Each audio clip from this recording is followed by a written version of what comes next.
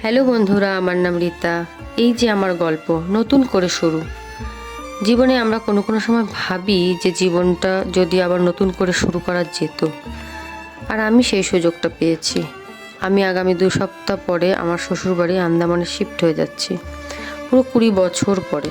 আর সেখানে যাওয়ার আগে আমাদের কিছু ছেড়ে যাওয়া স্মৃতি আপনাদের সঙ্গে শেয়ার করতে চাই। কলকাতা ছেড়ে যাওয়ার আগের 2 সপ্তাহ আমি কি করলাম, আজকের এই ভিডিওটা আপনাদের দেখাবো। তাহলে চলুন শুরু করা যাক। আপনারা এত রান্নার পর দেখে ভাবছেন হবে আজকে বাড়িতে কি আছে। আজকে আসবে আমার হাজবেন্ডের পুরনো কলিগ ও তার ফ্যামিলি। এদের সাথে আমরা আসামে থাকতাম 13 বছর আগে, আর এদের সাথে স্মৃতি জড়িয়ে আছে। ওরা যেহেতু অবাঙালি, তাই ভেজ ননভেজ দুটোই বানাতে হয়েছে। ওদের বাড়ি মধ্যপ্রদেশে, ওরা এখন কাঁচরাপাড়াতে পোস্টেড। যেহেতু আমরা ব্যারাকপুরে থাকি, তাই ওরা আমাদের সাথে দেখা করতে আসতে পারলো।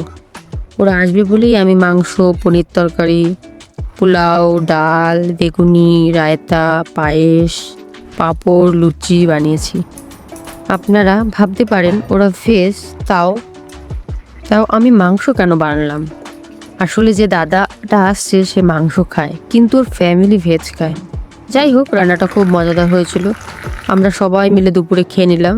তারপর পুরনো দিনের অনেক গল্প করলাম, হাসাহাসি করলাম। তারপরে সন্ধেবেলা চা খেয়ে ওরা বিদায় নিল।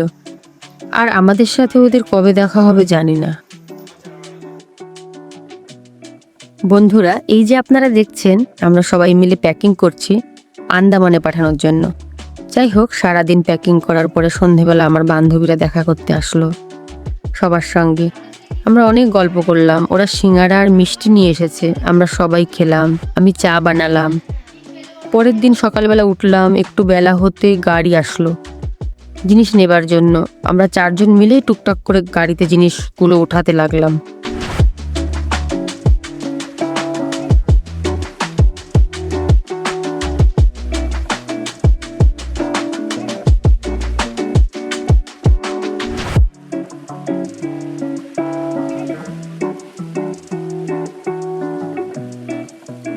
এসব জিনিস খিদিরপুর ডকে যাবে, আর ওখান থেকে প্যাকিং হয়ে শিপে করে আন্দামান যাবে।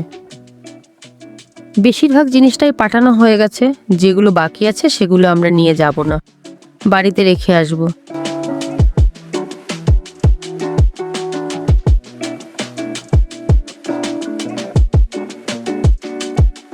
তার পরের দিন সকালে গাড়ি আসলো বাড়িতে যাবার জন্য।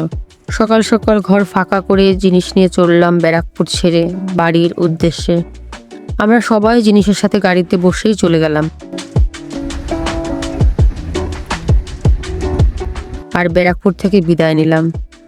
গত 6 বছর ধরে ব্যারাকপুরে থাকছি।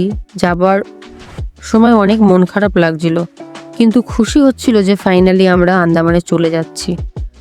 লাস্ট কয়েক বছর ব্যারাকপুরে বেশ কয়েকবার ঘর পাল্টেছি, কিন্তু কোনো বারও এরকম এফেক্ট মনে হয়নি যেরকম আজকে হচ্ছে। লাস্ট এরকম তখন লাগতো যখন আমরা ফৌজে ছিলাম, আর এক স্টেট থেকে অন্য স্টেট চলে যেতাম। দেখতে দেখতে আমি আমাদের গ্রামে পৌঁছে গেলাম, আর কিছুক্ষণ পরে ঘরে পৌঁছে গেলাম।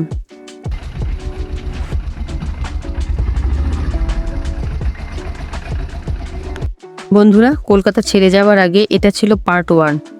পার্ট 2টা দেখার জন্য এখনই আমাদের চ্যানেলটা সাবস্ক্রাইব করুন, আর ভিডিওটা ভালো লাগলে লাইক করে দিন, আর কমেন্ট করে নিশ্চয়ই জানাবেন কেমন লাগলো। ধন্যবাদ।